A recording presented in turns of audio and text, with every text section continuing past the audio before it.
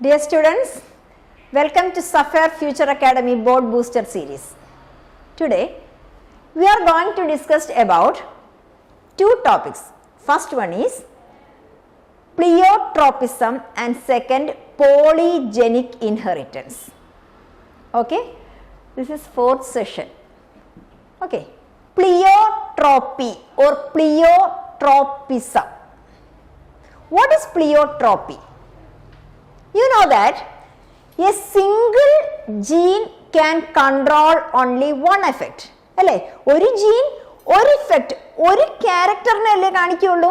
ഒന്ന് ആലോചിച്ച് നോക്കിയേ, a single gene can control only one effect.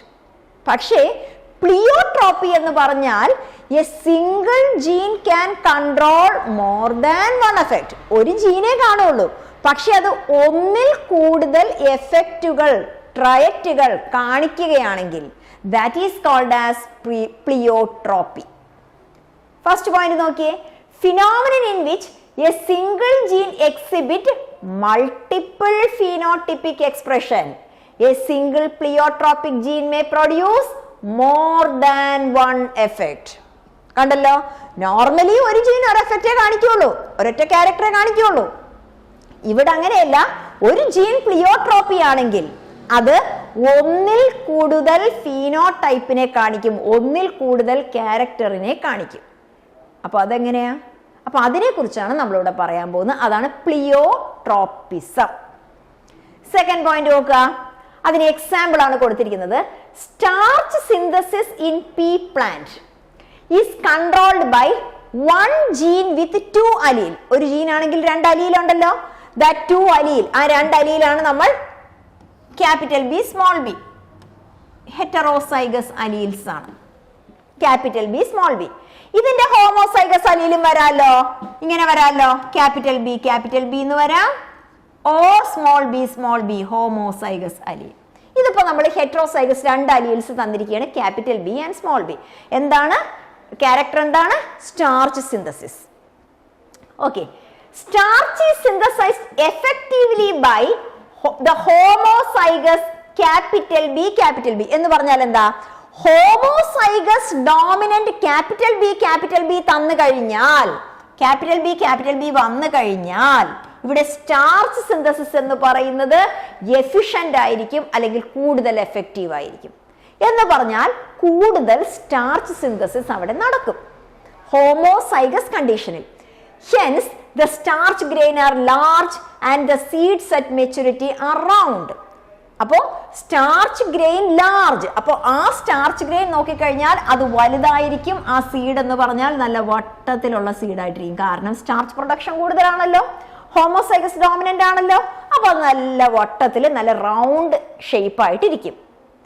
ഇനി രണ്ടാമത്തെ കണ്ടീഷൻ നോക്കിയേ, ദ ഹോമോസൈഗസ് സ്മോൾ ബി ഈ ഒരു കണ്ടീഷൻ ആണെങ്കിൽ, സ്മോൾ ബി ആണെങ്കിൽ എന്താ സംഭവിക്കുന്നത്?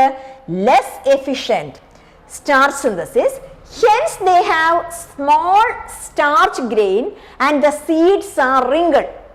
ഈ കണ്ടീഷനാ പറയുന്നത്. സ്മോൾ ബി എന്ന് പറയുന്നത് ഹോമോസൈഗസ് റെസസീവ് ആണ്. ഹോമോസൈഗസ് റെസസീവ് ആണെങ്കിൽ അവിടെ സ്റ്റാർച്ച് സിന്തസിസ് വളരെ കുറവാണ്. മാത്രമല്ല സ്റ്റാർച്ച് പ്രൊഡക്ഷൻ കുറഞ്ഞു കഴിഞ്ഞാൽ ആ ഗ്രെയിനിന്റെ സൈസ് എങ്ങനെ? റിങ്കിൾഡ്, അതിങ്ങനെ ചുങ്ങിയിരിക്കും. ഓക്കെ, അവിടെ എഫിഷ്യന്റ് ആയതുകൊണ്ട് സീഡ് റൗണ്ട് ആയിട്ടിരുന്നു. സ്മോൾ ബി റെസസീവ് ഹോമോസൈഗസ് ആയതുകൊണ്ട് ആ സീഡ് റിങ്കിൾ ആയിട്ടിരുന്നു. ഇനി അടുത്ത നോക്കാം, ഹെറ്ററോസൈഗസ് കണ്ടീഷൻ.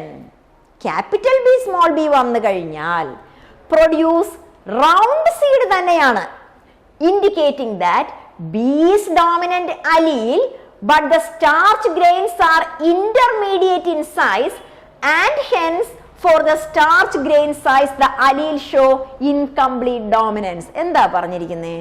ഇവിടെ നോക്കുക, ദേ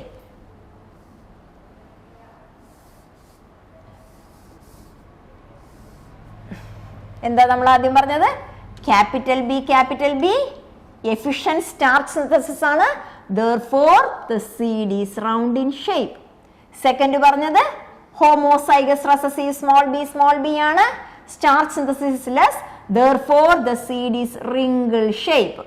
തേർഡ് കണ്ടീഷൻ ഹെറ്ററോസൈഗസ് കണ്ടീഷൻ അല്ലേ.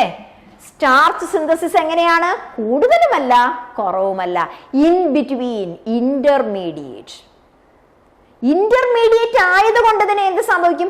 സീഡിന്റെ ഷേപ്പ് ഒക്കെ റൗണ്ട് തന്നെയാണ്, പക്ഷേ അത് ഏത് സൈസ് ഇത് കണ്ടോ? റൗണ്ട് ഇന്റർമീഡിയറ്റ് സൈസ് ആയിരിക്കും. അപ്പൊ നിങ്ങളൊന്ന് നോക്കി, ഇവിടെ ഹോമോസൈഗസ് ഡോമിനന്റിൽ റൗണ്ടും ഹോമോസൈഗസ് റെസസീവിൽ റിങ്കിളുമായിട്ട് മാറി. അങ്ങനെയെങ്കിൽ ഹെറ്ററോസൈഗസ് കണ്ടീഷനിൽ അത് ഇന്റർമീഡിയറ്റ് ആയി വന്നു എന്ന് പറഞ്ഞാൽ അതേത് ക്രോസ് ആണ്? നമ്മൾ ലാസ്റ്റ് ക്ലാസ്സിൽ പഠിച്ചൊരു ഇൻകംപ്ലീറ്റ് ഡോമിനൻസ് ഓർക്കുന്നുണ്ടോ? ഇൻകംപ്ലീറ്റ് ഡോമിനൻസിൽ എന്താ പറഞ്ഞത്? റെഡും വൈറ്റും രണ്ടും കൂടി കൂടിച്ചേർന്നപ്പോൾ ഉണ്ടായ കളർ എന്താ? Intermediate colour. അത് പിങ്ക് ആണ്. നമ്മൾ പറഞ്ഞു ഇറ്റ് ഈസ് ഇൻകംപ്ലീറ്റ് ഡോമിനൻസ് എന്ന് പറഞ്ഞാൽ ഇവിടെ ഈ കാണിക്കുന്ന ഇന്റർമീഡിയറ്റ് ഷേപ്പ് എന്ന് പറയുന്നത് അത് എന്ത് തന്നെയാണ്? ഇൻകംപ്ലീറ്റ് ഡോമിനന്റിനും എക്സാമ്പിൾ ആണ്. അപ്പൊ എവിടെ പ്ലിയോട്രോപ്പി കണ്ടത്? രണ്ട് ക്യാരക്ടർ ഏതൊക്കെയാണ് ഒന്ന് ആലോചിച്ച് നോക്കൂ. First character is production of starch. സ്റ്റാർച്ചിന്റെ പ്രൊഡക്ഷൻ ആണ് അല്ലേ? സ്റ്റാർച്ചിന്റെ പ്രൊഡക്ഷൻ കൂടുതൽ കുറവ്. സെക്കൻഡ് ക്യാരക്ടർ എന്താ? സൈസ് ഓഫ് സീഡ് ആണ് അല്ലേ? സീഡിന്റെ സൈസ് എന്താ? Round wrinkle. നോക്കുക, ഒരൊറ്റ ജീനാണ്, പക്ഷെ അത് ഒന്നിൽ കൂടുതൽ ക്യാരക്ടറിനെ എക്സ്പ്രസ് ചെയ്യുന്നുണ്ട്. അതിനെയാണ് നമ്മൾ എന്ത് പറയുന്നത്? പ്ലിയോട്രോപ്പിസം. ക്ലിയർ?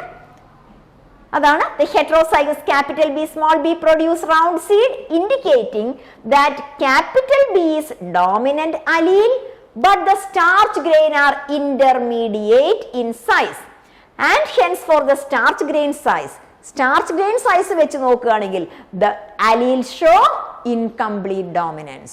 സ്റ്റാർച്ച് ഗ്രൈൻ്റെ സ്റ്റാർച്ച് ഗ്രൈൻ്റെ സൈസ് നോക്കിക്കഴിഞ്ഞാൽ അത് റൗണ്ട് ആണ്, പക്ഷെ അത് ഒരുപാട് വലിയ റൗണ്ട് അല്ല, അതിന് ഇന്റർമീഡിയറ്റ് സൈസ് ആണ്. It is an example of pleiotropy as the same gene control two trait.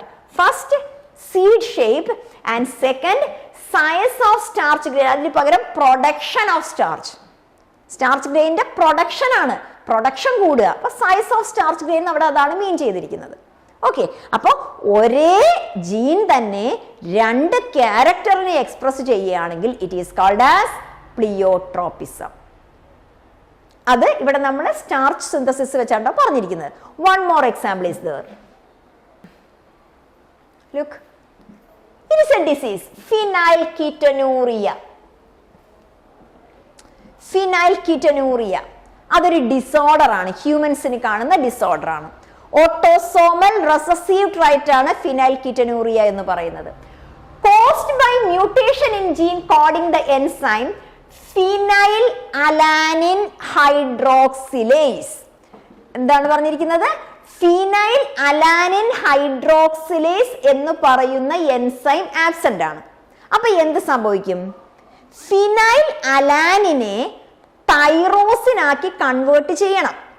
Phenyl alanine is converted into tyrosine in the presence of enzyme phenylalanine hydroxylase. If the enzyme is absent, then what will happen? ആ enzyme ഇല്ല.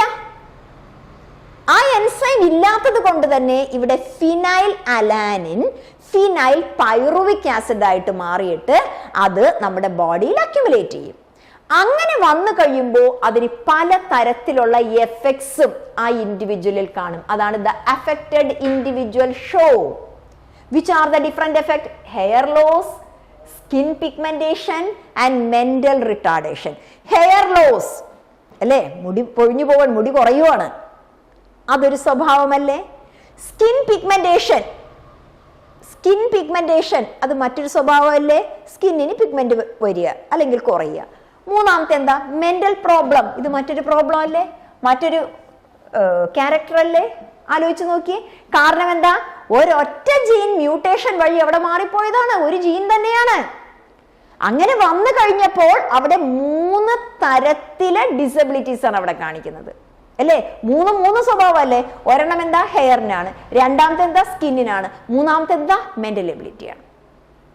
അപ്പോ ഒരു gene തന്നെ a single gene can control or express more than one character, that is known as pleiotropism. രണ്ട് എക്സാമ്പിൾസാണ് പറഞ്ഞത്. First starch സിന്തസിസും, പിന്നെ ഇവിടെ പറഞ്ഞ ഫിനൈൽകീറ്റനൂറിയ. ഫിനൈൽകീറ്റനൂറിയ എന്ന് പറയുന്നത് ഒരു ഡിസോർഡർ ആണ്, ഹ്യൂമൻസിന് കാണുന്ന ഒരു ഡിസോർഡർ ആണ്. അത് നമ്മൾ ഈ ലെസന്റെ ലാസ്റ്റിന് പറയുന്നുണ്ട് കേട്ടോ, അപ്പോൾ ഡീറ്റെയിൽ ആയിട്ട് പറഞ്ഞുതരാം. Okay, then next is about polygenic trait. ഒന്ന് ആലോചിച്ച് നോക്കിയേ, polygenic trait, poly more than. Polygenic trait എന്ന് പറഞ്ഞാൽ എന്താ? ഇപ്പൊ നമ്മൾ പറഞ്ഞ എന്താ? ഒരു ജീൻ ഒന്നിൽ കൂടുതൽ ക്യാരക്ടേഴ്സിനെ കാണിക്കുകയാണെങ്കിൽ അതിന് നമ്മൾ എന്ത് പറയും? പ്ലിയോട്രോപ്പി എന്ന് പറയും. പോളിജീൻ എന്ന് പറഞ്ഞാൽ എന്താ? A single character is controlled by more than one gene. അല്ലെ, ഒരേ സ്വഭാവം ഒന്ന് തന്നെയാണ്, പക്ഷെ അതിനെ ഒന്നിൽ കൂടുതൽ ജീനുകൾ കൺട്രോൾ ചെയ്യുകയാണെങ്കിൽ അതിനെ പറയുന്ന പേരാണ് polygenic inheritance. Poly, more than one gene can control a single character. വ്യത്യാസം മനസ്സിലായല്ലോ? Pleiotropy, a single gene can control more than one trait. Polygenic, more than one gene can control a single character. Isn't it? Then ഇവിടെ ഏത് example നോക്കുക? In this, traits are controlled by 3 or more genes. Traits are controlled by 3 or more genes. അതിനെ multiple gene എന്ന് പറയും. These traits are called as polygenic traits. The phenotype show participation of each allele and is also influenced by environment and is called quantitative inheritance. Polygenic trait എന്ന് പറയുന്നത് it is quantitative inheritance. Quantity എന്ന് പറയുന്നത് എന്താണെന്നറിയാലോ? Quantity. ഇവിടെ എന്താ പറഞ്ഞിരിക്കുന്നത്? ഈ ഫീനോടൈപ്പിനെ കാണിക്കുന്നത്, phenotype എന്ന് പറഞ്ഞാൽ മോർഫോളജിക്കൽ ഒബ്സർവബിൾ ക്യാരക്ടർ ആണ്, മോർഫോളജിക്കൽ എക്സ്പ്രഷൻസ് ആണ്. ഈ ഫീനോടൈപ്പിനെ കാണിക്കുന്നത് പാർട്ടിസിപ്പേഷൻ ഓഫ് ഈച്ച് അലീൽ, ഓരോ അലീലിന്റെയും പാർട്ടിസിപ്പേഷൻ ഇതിന്റെ ഫീനോട്ടിപ്പിക് എക്സ്പ്രഷനിൽ കാണും. ഓരോ അലീലിന്റെയും പാർട്ടിസിപ്പേഷൻ ഇതിന്റെ ഫീനോട്ടിപ്പിക് എക്സ്പ്രഷനിൽ കാണും. And is also influenced by, അത് മാത്രമല്ല, which is also influenced by environment. എന്ന് പറഞ്ഞാൽ എന്താ? ഓരോ അലീലും ഈ ക്യാരക്ടറിനെ പാർട്ടിസിപ്പേറ്റ് ചെയ്യുന്നുണ്ടെങ്കിൽ ഒരലീല് രണ്ടാമത്തെ അലീല് വരുമ്പോൾ ആ ഇൻഫ്ലുവൻസ് കൂടും, മൂന്നാമത് വരുമ്പോൾ വീണ്ടും കൂടും, അല്ലെ? എന്ന് പറയുമ്പോൾ അവിടെ എന്താ? അത് ക്വാണ്ടിറ്റേറ്റീവ് ഇൻഹെറിറ്റൻസ് ആണ്. പോളിജെനിക് ഇൻഹെറിറ്റൻസ് എന്ന് പറയുന്നത് ക്വാണ്ടിറ്റേറ്റീവ് ഇൻഹെറിറ്റൻസ് ആണ്. ഓക്കെ, ഒന്നും കൂടി നോക്കാം point. The phenotype show participation of each allele. ഒരലീല് രണ്ടലീല് വരുമ്പോൾ പാർട്ടിസിപ്പേഷൻ വീണ്ടും കൂടി, ക്യാരക്ടർ ക്വാണ്ടിറ്റി കൂടി, സ്വഭാവത്തിന്റെ ക്വാണ്ടിറ്റി കൂടി. മൂന്നാമത് വരുമ്പോൾ വീണ്ടും കൂടി, അല്ലെ? നാലാമത്തെ അലീല് വരുമ്പോൾ വീണ്ടും കൂടി. അപ്പൊ ഓരോ അലീലും അതിൽ പാർട്ടിസിപ്പേറ്റ് ചെയ്യുന്നുണ്ടെന്ന്. And is also influenced by environment and is called quantitative inheritance. As the character, phenotype can be quantified. Example, eye color, skin pigmentation, height, hair color, etc. നമ്മൾ ഇതിനകത്ത് പറയാൻ പോകുന്നത് സ്കിൻ കളറിനെ കുറിച്ചാണ്. ഹ്യൂമൻസിന്റെ സ്കിൻ കളർ നിങ്ങളൊന്ന് ആലോചിച്ച് നോക്കിയേ. എത്രമാത്രം കളേഴ്സ് ഉണ്ട്. നല്ല വൈറ്റ് ആയിട്ടുള്ളവരുണ്ട്, ഒരു മീഡിയം കളേഴ്സ് ഉണ്ട്, അതിലും കൂടുതൽ കളർ കാണുന്നവരുണ്ട്, വല്ലാണ്ട് ഡാർക്ക് കളറുണ്ട്, ഭയങ്കര ബ്ലാക്ക് കളറുണ്ട്. ആഫ്രിക്കൻസ് ഒക്കെ പറഞ്ഞാൽ ഭയങ്കര ബ്ലാക്ക് കളറായിരിക്കും. അപ്പോൾ നോക്കി എത്രമാത്രം കളേഴ്സ് അവിടെ ഉള്ളതെന്ന് നോക്കൂ. അപ്പോൾ ഇവിടെ കുറെ എക്സാമ്പിൾ പറയുന്നുണ്ട്. നമ്മളിവിടെ എടുക്കുന്നത് ഹ്യൂമൻ സ്കിൻ കളറിനെ കുറിച്ചാണ് പറയുന്നത്. ഹ്യൂമൻ സ്കിൻ കളർ, അതാണ് ഇവിടെ സ്കിൻ പിഗ്മെന്റേഷൻ എഴുതിയിരിക്കുന്നത്. Eye colour, skin colour, height, hair colour, etcetera. അതില് human skin colour which is caused by a pigment melanin. Melanin pigment ആണല്ലോ നമ്മുടെ സ്കിന്നിനൊക്കെ കളർ തരുന്നത്, melanin. The quantify of melanin is due to 3 pairs of polygene. ഇതിനെ control ചെയ്യുന്നത് 3 pairs of gene. 3 jeans ആണ്. ഓരോ ജീനും ഓരോ പെയർ ഉണ്ടല്ലോ, അതുകൊണ്ടാണ് ഇതിനെ 3 pairs ഓഫ് പോളിജീൻസ് എന്ന് പറയുന്നത്. ആ ജീൻസിന്റെ പേരാണ് A, B, C. Capital A, capital B, capital C. മൂന്നും ഡോമിനന്റ് ആണല്ലോ, ക്യാപിറ്റൽ ലെറ്റർ ആണ്, ഡോമിനന്റ് ആണ്. അപ്പോ സ്കിൻ കളറിനെ കൺട്രോൾ ചെയ്യുന്നത് എത്ര ജീന? 3 ജീന. അപ്പൊ സ്കിൻ കളർ എന്ന് പറയുന്നത് എന്താണ്? അത് പോളിജനിക് ആണ്. If it is black or very dark, suppose ഭയങ്കര ഡാർക്ക് ആയിട്ടുള്ള ഒരു ഹ്യൂമൻ അല്ലെങ്കിൽ ബ്ലാക്ക് ആയിട്ടുള്ള ഒരു ഹ്യൂമൻ, അങ്ങനെയാണെങ്കിൽ അവരുടെ ജീനോടൈപ്പ് എന്താ നോക്കിയേ? Capital A capital A, capital B capital B, capital C അല്ലേ? എല്ലാം ഡോമിനന്റ് ആണ്. എല്ലാം ഡോമിനന്റ് ആണെങ്കിൽ ദാറ്റ് ഹ്യൂമൻ ഈസ്, ആ ഹ്യൂമൻ എന്താണ്? ഭയങ്കര ഡാർക്ക് അല്ല, ബ്ലാക്ക് എന്ന് പറയാം. ബ്ലാക്ക്, പ്യൂർ ആയിട്ട് അവര് ബ്ലാക്ക് ആയിരിക്കും. ഇനി അടുത്ത കണ്ടീഷൻ നോക്കുക, വൈറ്റ് അല്ലെങ്കിൽ പ്യൂർ വൈറ്റ്. പ്യൂർ വൈറ്റ് എന്ന് പറയുമ്പോൾ മെലാനിൻ എന്ന് പറയുന്ന പിഗ്മെന്റ് അവരുടെ ബോഡിയിലേ ഇല്ല. അപ്പൊ എന്താ സംഭവിക്കുന്നത് നോക്കിയേ, നോക്കുക.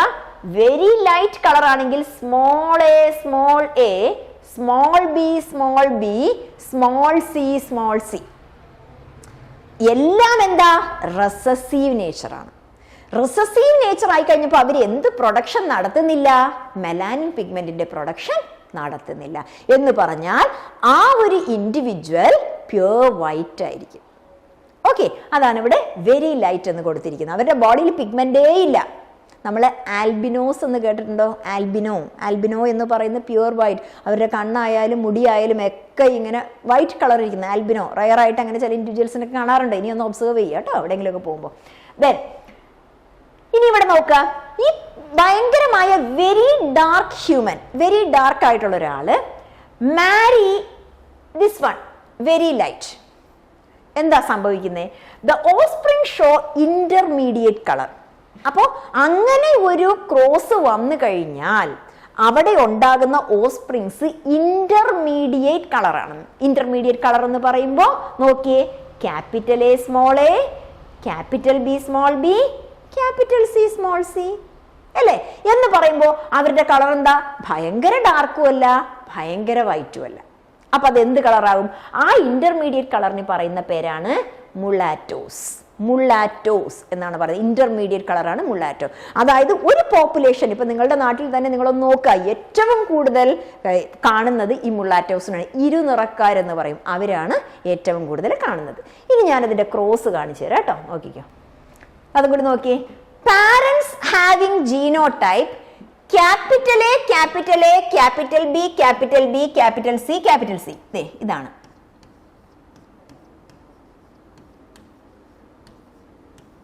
ഭയങ്കര ബ്ലാക്ക് ആണല്ലോ.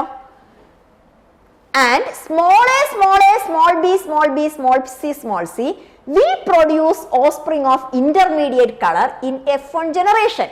That is capital A small a, capital B small b, capital C small c. നോക്കിക്കോ, small A small A, small B small B, small C small C. C ആണ് കേട്ടോ ഇത്, സ്മോൾ സി സ്മോൾ സി.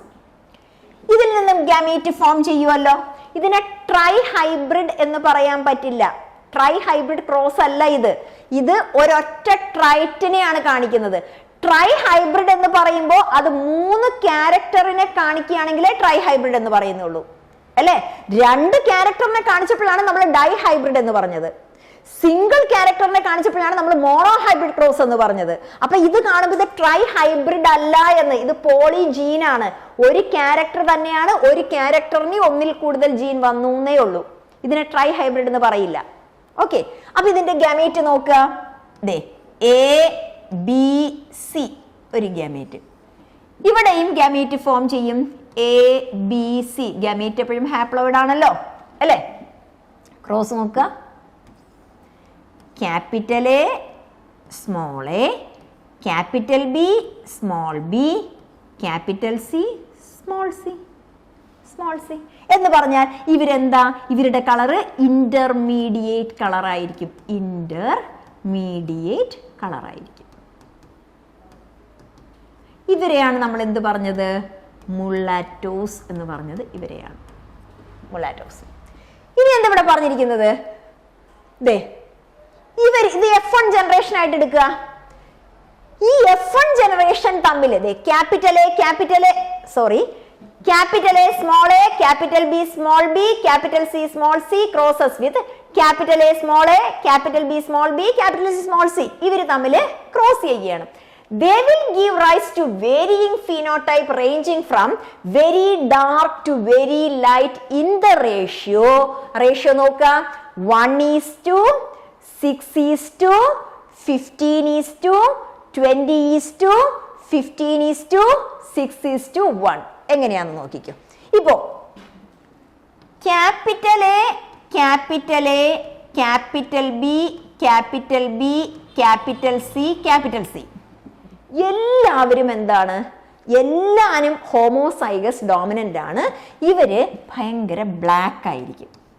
ആ cross നമുക്കിവിടെ കാണിക്കാൻ പറ്റില്ല, കാരണം 67 ഉണ്ടായിരിക്കുമല്ലോ, cross കാണിക്കാൻ പറ്റില്ല. ഞാൻ എൻ്റെ ഒരു എത്ര ടൈപ്പ് പ്രോജനീസ് അല്ല ഫീനോടൈപ്പ് ഉണ്ടാകുമെന്ന് പറഞ്ഞുതരാം.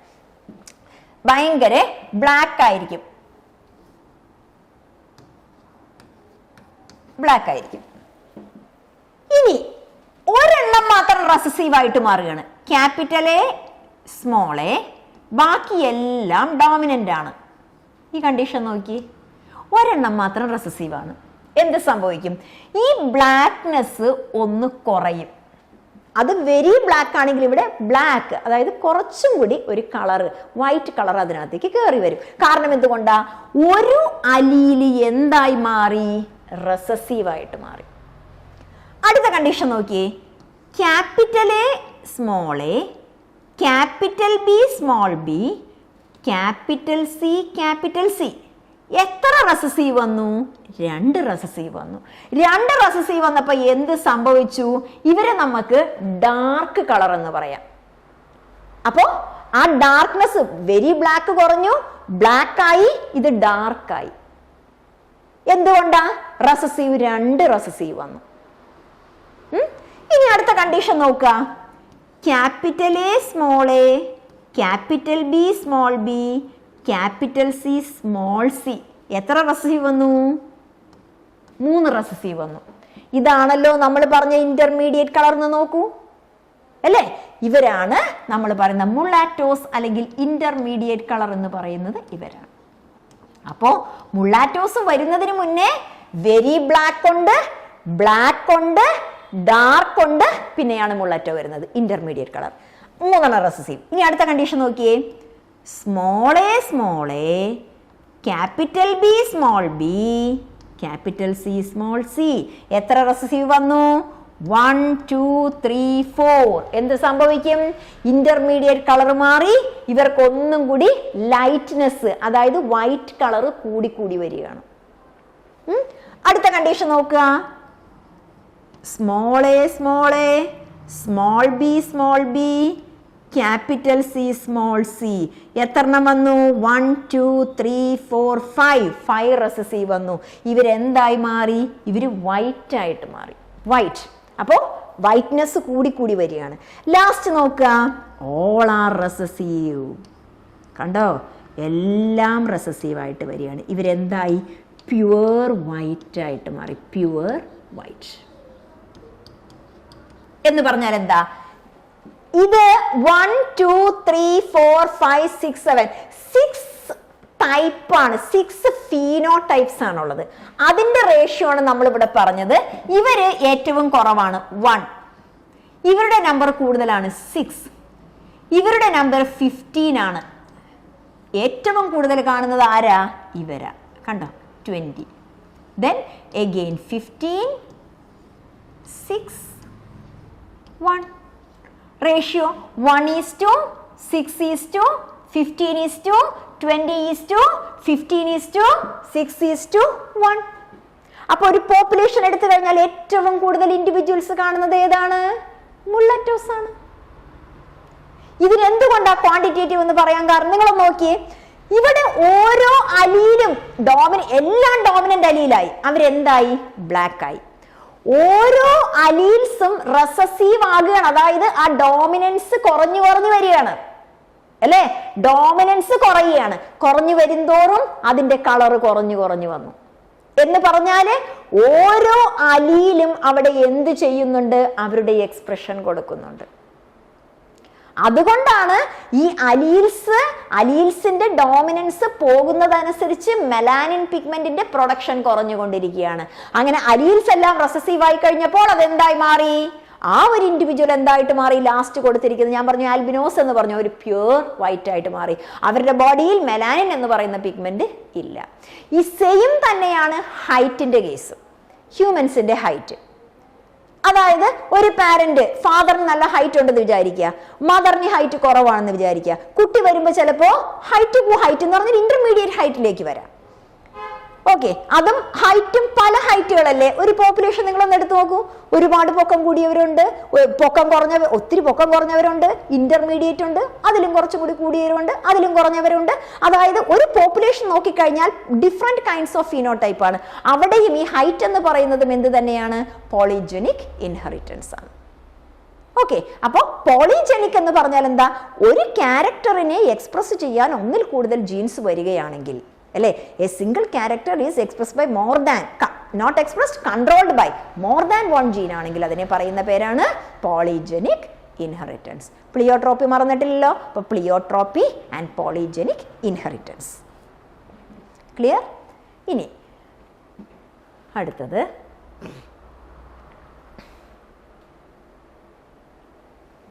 അടുത്തത് കുറച്ച് തിയറി പാർട്ടാണ്.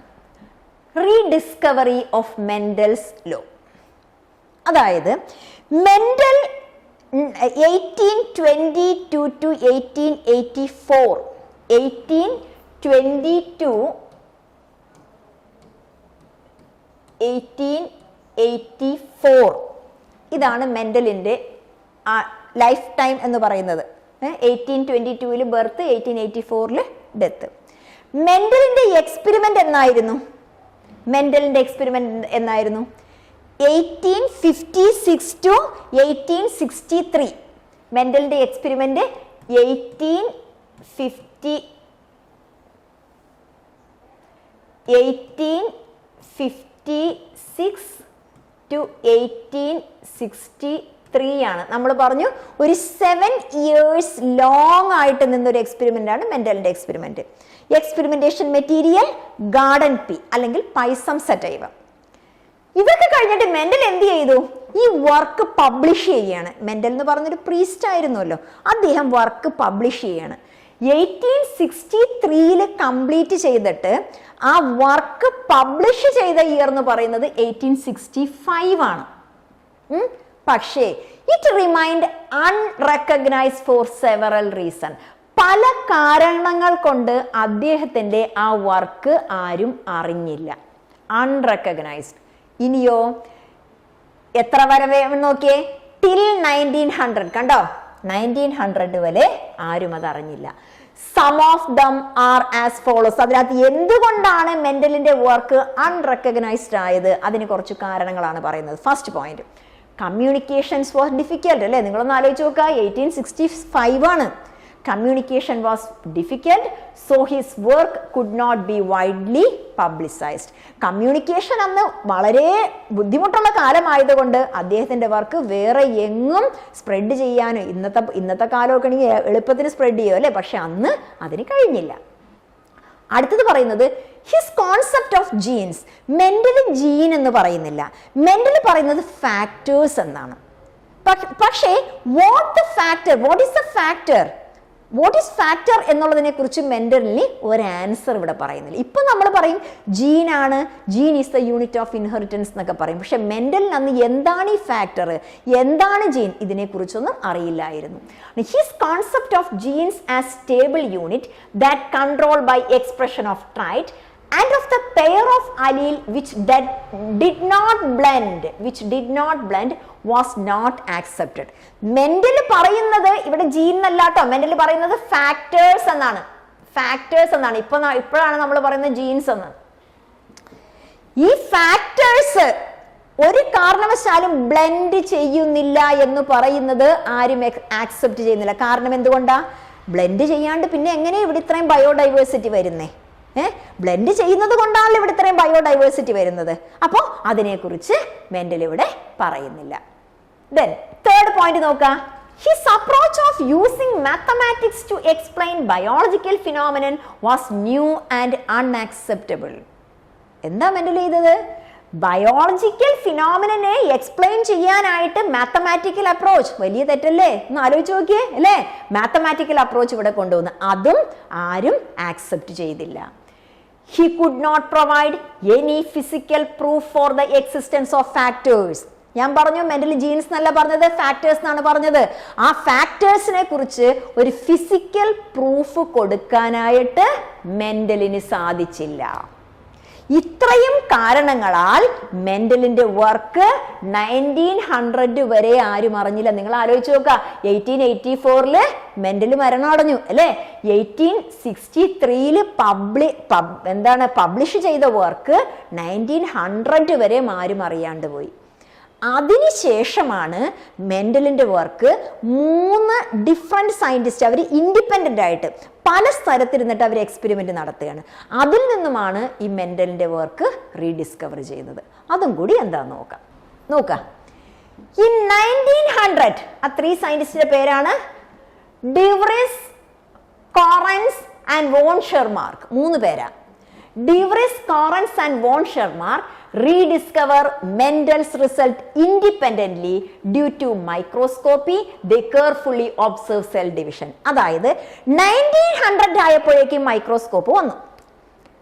അപ്പോഴേക്കും ഈ 3 സയന്റിസ്റ്റുകൾ ഡിവ്രിസും കോറൻസും ഷെർമാർക്കും ഇവര് 3 പേരും ഇൻഡിപെൻഡന്റ് ആയിട്ട് കുറച്ച് കാര്യങ്ങൾ കണ്ടുപിടിക്കുകയാണ്. എന്നിട്ട് അവർ നോക്കുകയാണ് ഇത് വേറെ ആരെങ്കിലും കണ്ടുപിടിച്ചിട്ടുണ്ടോ. അപ്പോൾ അവർക്ക് മനസ്സിലായത് ഇതിനു മുന്നേ 1865 ഇങ്ങനെ ഒരാൾ പറഞ്ഞു വെച്ചിട്ടുണ്ട് അല്ലേ, ഇങ്ങനെ ഫാക്ടേഴ്സ് ഉണ്ടെന്നും ജീൻസ് എന്ന് പറയുന്നില്ല, ഫാക്ടേഴ്സ് ഉണ്ട്, അത് ബ്ലെൻഡ് ചെയ്യുന്നില്ല, ചില സ്വഭാവങ്ങൾ പാരൻസിൽ നിന്നും കുട്ടികളിലേക്ക് കിട്ടും എന്നൊക്കെ ഇങ്ങനെ ഒരാൾ പറഞ്ഞിട്ടുണ്ടെന്ന് അവർ ഇൻഡിപെൻഡന്റ് ആയിട്ട് പറയുവാണ്. This led to discovery of, അതായത് ഈ മൈക്രോസ്കോപ്പ് ഒക്കെ വന്നതോടുകൂടി എന്ത് കണ്ടുപിടിച്ചു? ക്രോമസോംസ് എന്താണെന്ന് മനസ്സിലായി. Then structure in the nucleus that appear to double and divide just before each cell division. Chromosomes എന്ന് പറഞ്ഞാൽ എന്താ? Chromosomes are present inside the nucleus. During cell division, the chromatin fiber coiled and condensed to form chromosomes. അല്ലേ? നമ്മൾ +1 പഠിക്കുന്ന cell division, which are the 2 types of cell division, mitosis and meiosis. Mitosis is equational division and meiosis is reduction division. അപ്പോൾ മൈക്രോസ്കോപ്പിയുടെ ഇൻവെൻഷനോടുകൂടി chromosome എന്താണ്, cell division എന്താണ്, ഇതൊക്കെ ഇവർ മനസ്സിലാക്കുകയാണ്. അങ്ങനെ 1902 നോക്കുക, 1902 the chromosome movement during meiosis had been worked out. എന്താണ് chromosome movement during meiosis? Meiosis എന്ന് പറയുന്നത് റിഡക്ഷൻ ഡിവിഷനാണ്. മിയോസിസിന്റെ സമയത്ത് എന്താ സംഭവിക്കുന്നത്? മിയോസിന്റെ സമയത്ത് the chromosome number reduced by half. For example നമ്മൾ ഹ്യൂമൻസിന്റെ കാര്യം ആലോചിച്ച് നോക്കുക. 46 ക്രോമസോംസ് ആർ ദേർ. മിയോസിസ് നടന്നു കഴിഞ്ഞാൽ ഈ 46 ക്രോമസോം എത്രയായിട്ട് മാറും? അത് 23 ആയിട്ട് മാറും. റിഡക്ഷൻ ഡിവിഷനാണ്. അതുപോലെ തന്നെ മിയോസിസ് കഴിഞ്ഞാൽ ഒരു സെല്ലിൽ നിന്നും 4 സെൽസ് ഫോം ചെയ്യും. ആ 4 സെല്ലിന്റെയും ക്രോമസോം നമ്പർ എന്ന് പറയുന്നത് ഹാഫ് ആണ്. Half the number of parent cells ആണ്. അതേസമയം മൈറ്റോസിസ് എന്ന് പറഞ്ഞാൽ എന്താ? അത് ഇക്വേഷണൽ ഡിവിഷൻ ആണ്. മൈറ്റോസിസ് ഇക്വേഷണൽ ഡിവിഷൻ ആണ്. ഒരു മൈറ്റോട്ടിക് ഡിവിഷൻ നടന്നു കഴിഞ്ഞാൽ 2 സെൽസാ ഫോം ചെയ്യുന്നത്. ആ 2 സെല്ലിന്റെയും ക്രോമസോം നമ്പർ എന്ന് പറയുന്നത് ഈക്വൽ ആയിരിക്കും. ഓക്കെ, അപ്പോൾ ഈ ക്രോമസോമിന്റെ ഇൻവെൻഷനോട് കൂടി 1902 ക്രോമസോം മൂവ്മെന്റ് കണ്ടുപിടിച്ചു. അതുപോലെ മിയോസിസ് നടക്കുന്ന മൂവ്മെന്റ് ഒക്കെ അവർ കണ്ടുപിടിക്കുകയാണ്. അങ്ങനെ അടുത്ത സയന്റിസ്റ്റുകൾ വരികയാണ്. നോക്കുക, Walter Sutton and Theodore Boveri noted that the behavior of chromosomes was parallel to behavior of genes. Behavior of chromosomes was parallel to the behavior of genes. നോക്കിയേ, ഇതാണല്ലോ ക്രോമസോം എന്ന് പറയുന്നത്. ഞാനിവിടെ ഒരു ക്രോമസോം വരയ്ക്കുകയാണ്. ക്രോമസോം എന്ന് കാണുന്നത് ഇതെങ്ങനെയാണ്? ക്രോമസോം പെയർ ആയിട്ട് ഞാനിപ്പോൾ ഒരു പെയർ ക്രോമസോം സിമ്പിൾ ആയിട്ട് ഞാൻ ക്രോമസോം വരക്കുകയാണ്. പെയർ. ഈ ക്രോമസോമിലെ കാണുന്ന ഒരു ചെറിയ സെഗ്മെന്റിനെ അല്ലേ നമ്മൾ ജീൻ അല്ലെങ്കിൽ യൂണിറ്റ് ഓഫ് ഇൻഹെറിറ്റൻസ് എന്ന് പറയുന്നത് ക്രോമസോംസിന്റെ ബിഹേവിയർ എന്താണോ അതിന് പാരലൽ ആണ് ജീനിന്റെ എന്ന് പറഞ്ഞാൽ എന്താ? ക്രോമസോം പെയർ ആയിട്ട് കാണുന്നു, ജീനും പെയർ ആയിട്ട് കാണുന്നു. ക്രോമസോം സെൽ ഡിവിഷന്റെ സമയത്ത് സെഗ്രിഗേറ്റ് ചെയ്യുന്നു, ജീനും സെഗ്രിഗേറ്റ് ചെയ്യുന്നു, അല്ലേ? ക്രോമസോമിൽ കാണുന്ന ഒരു ഫാക്ടർ, അതായത് ക്രോമസോം എന്ന് പറയുന്നത് which is made up of DNA. ഈ DNA coil and condense to form chromosome. അതിലകത്ത് ഒരു ചെറിയ ഫ്രാഗ്മെന്റ്, ഒരു ചെറിയ പാർട്ടിനെയാണ് നമ്മൾ എന്ത് പറയുന്നത്? ജീൻസ് എന്ന് പറയുന്നത്, അല്ലേ? അപ്പോൾ അത് Walter Sutton and Theodor Boveri പറയുന്ന അത് തന്നെയാണ്. Behaviour of chromosome was parallel to the behaviour of genes and used chromosome movement to explain Mendel's laws. Mendel കണ്ടുപിടിച്ച ലോ അത് പ്രൂവ് ചെയ്യാനായിട്ട് സട്ടണും ബൗവറിയും ഇവര് രണ്ടുപേരും കൂടിയാണ് ക്രോമസോമൽ തിയറി ഓഫ് ഇൻഹെറിറ്റൻസ് പറയുന്നത്. ഓക്കെ, അവരതിനെ കുറിച്ചൊക്കെ പറയാണ്. Then last point കൂടെ നോക്കിയാ, the idea of chromosomal segregation combined with the Mendelian principle gave rise to chromosomal theory of inheritance. The work was further carried forward and proved by T.H. Morgan. അടുത്ത scientist ആണ് T.H. Morgan, who used Drosophila melanogaster to show how sexual reproduction gave rise to variation. അതായത് chromosomal സെഗ്രിഗേഷനെ മെൻഡലിന്റെ പ്രിൻസിപ്പിളുമായിട്ട് കൂട്ടിച്ചേർത്തിട്ട് ഇവിടെ chromosomal theory of inheritance കൊണ്ടുവരികയാണ്.